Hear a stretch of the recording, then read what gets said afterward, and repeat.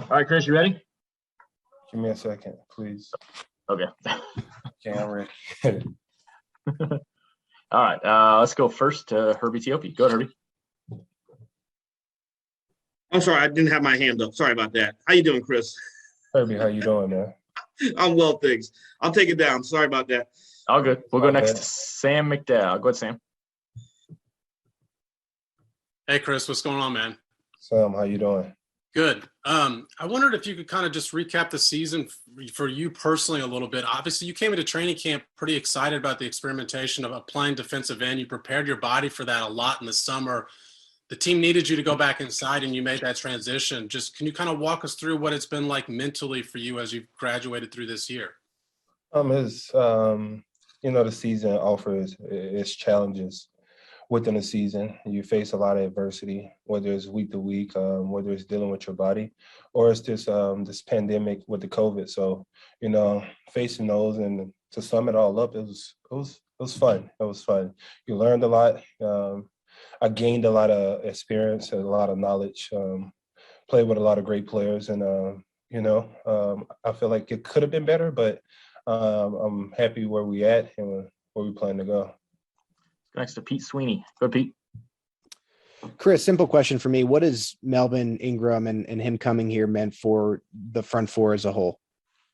Melvin has been huge to this defense. Bringing Melvin in, feel like he's been a spark for this defense as a whole, And I know statistically wise, his numbers doesn't show it, but he's been a huge part for this defense, whether it's his presence on the field, whether it's just setting the edge, or whether it's causing a fumble for our rookie linebacker to win the game. So Melvin is my guy. I hope me and Melvin are playing for many years. But right now we got to focus on Pittsburgh, and we'll worry about Melvin, as the season progresses and as it ends. And then I'm quite sure reach him, try to keep him around. Let's go next to Harold Kuntz. Go ahead, Harold. Hey, Chris, being around for that Super Bowl run last year that didn't end the way you wanted it, as you get set to start the postseason now, how do you take that memory of the defeat of last year and take it into this postseason where any mistake is crucial and you guys got to be at your best, even though you might not be physically at the 100% like you want to be at this time?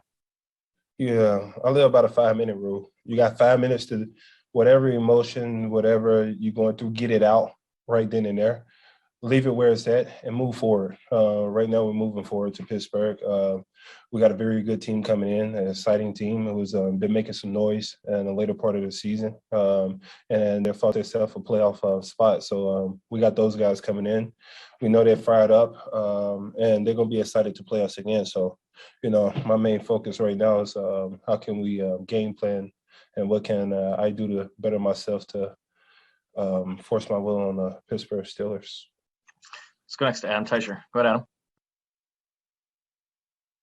Hey, Chris. Ben Roethlisberger's thrown a bunch of passes in his career with pass rushers hanging all over him. So is there anything about him that makes him tough to bring down other than his size? I mean, you have to do something special to get him down? Yeah, he's huge. He's smart. In my eyes, he's a Hall of Famer, first ballot. When you face these type of guys, they've been playing in the league for a long time. They know how to get themselves out of trouble, and they don't hold on to the ball as much as you would love them to as a defensive lineman. So, we got to pick our poison and try to affect them, whether it's getting our hands up or, getting in his throwing lanes or whatever we have to do to affect the quarterback. He's big. You got to wrap him up when you tackle. He can still throw with guys hovering over him. So it's a tough challenge for us as a defensive line. We got 4 more. We'll go right down the line, starting with Lindsey Jones. Go ahead, Lindsey. Hey, Chris. Yesterday, Spags was telling us that the defensive line in particular, but kind of the defense as a whole, tends to go as you go. And when you play well, your teammates tend to play well around you. They feed off of your energy. Do you feel that? Can you feel that in the course of the game, that once you get going, the other guys do too? And I guess then personally, what sort of challenge is that for you, heading into this playoff run? I think it's more so of a domino effect. We go as a group. I'm able to feed off Frank Clark, and Frank is able to force the double teams to not to double me the whole game, or is Mel making plays, is opening up for everyone. So, So I think we feed off of each other, and I think as the D line goes, I think it makes it easier for a lot of individuals on our team, because if D line is in the front and attacking the run, it's easier for our linebackers. And if we're affecting the quarterback, then our DBs don't have to hold on all day. So I think it's a domino effect as a whole as a defense. So I think this emphasizes on how important this D line is for this game. Let's go next to Todd Lebo. Go, Todd. Chris, you mentioned that 5-minute rule. We haven't had a chance to talk to you since the Denver game. Y'all got the win. You didn't get that sack. There was a big incentive that we had read about out there for you. Do you think about that during the game? How do you put that stuff out of your mind when you're trying to play the game in a team way? Yeah, it's always good to hit your incentives. We talked about it before the game, but there was not a huge emphasis on it going into the game. I just wanted to win and come out healthy. That was the most important thing, winning a different game. And that was a tough fall game. That team came ready to play. And it was a battle to the end. So we made a few critical plays that help us overcome that hump in Denver, man. It was tough. But thank God everyone came out healthy. Thank God I came out healthy. And then that's just the most important thing. Put it behind you. Maybe next year we'll get it, or we'll see where it goes. Let's go next to Seren Petro. Go ahead, Seren. And Brad, I'll have a quick follow-up as well. Chris, I'm curious. I know in game, right, you're not aware of when the camera's on you, or I mean, sometimes maybe you are, but for the most part, like in your one-on-one matchups and everything. But with this being, if you guys win what looks like Ben Roethlisberger's last game, there's going to be a lot of video of Ben Roethlisberger. Are you kind of a student of the game where you know the history of, seeing guys that are, being out there? I mean, this is a video that's going to be shown a lot every time there's a big Ben Roethlisberger expose on a TV, or he's going to the Hall of Fame, which is expected to happen. It could be a lot of 95, taking him to the ground as the final chapter. Does that enter your mind at all?